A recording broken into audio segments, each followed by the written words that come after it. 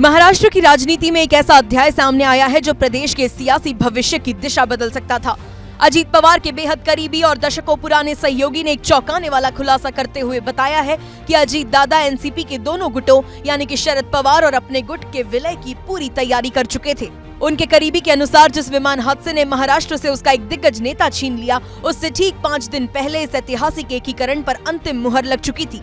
किरण गुर्जर, जो 1980 के दशक से अजीत पवार के साथ साए की तरह रहे हैं, उन्होंने बताया कि अजीत पवार इस विलय को लेकर न केवल उत्साहित थे बल्कि पूरी तरह से निश्चित भी थे।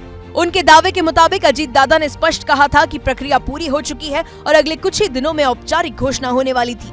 ये विलय केवल एक राजनीतिक समझौता नहीं बल्कि बारामती और पूरे महाराष्ट्र के विकास के लिए दोनों पवारों का एक शक्तिशाली रोड मैप था। इलेक्शन के बारे में हम बोल रहे थे कि आगे जाके कैसे करेंगे। वहां आने के बाद उनको कुछ पेपर चाहिए थे कि आगे की जो हमारे प्लानिंग थी उसके बारे में, इसलिए मैं देने गया था। दादा आप बहुत क्लोज थे, दादा हर कुछ शेयर करते थे, आपसे डिस्कस भी करते थे।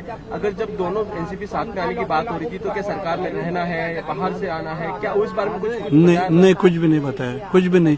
लेकिन जो हो रही थी बात वो फैमिली इंटर फैमिली में हो रही थी और वो पॉजिटिवली हो रही थी और दोनों तैयार थे। दादा की भी इच्छा थी। हाँ, दादा की अंतिम इच्छा ये, मैं दादा की इच्छा बता रहा था। उन्होंने आखिरी तो मुझे कहा कि अभी एक होना है। इस खुलासे को हालिया राजनीतिक घटनाक्रमों से भी बल मिलता है। हाल ही में हुए नगर निकाय चुनावों में पुणे और पिंपरी चिंचवड़ जैसे महत्वपूर्ण क्षेत्रों में दोनों एनसीपी गुटों ने मिलकर चुनाव लड़ा था।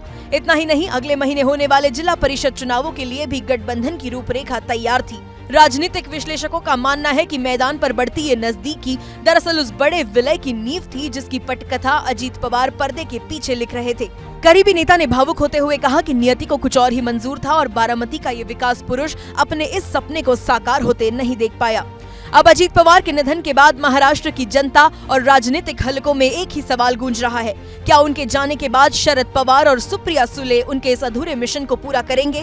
क्या अजीत दादा की अंतिम इच्छा का सम्मान करते हुए दोनों गुट फिर से एक झंडे के नीचे आएंगे?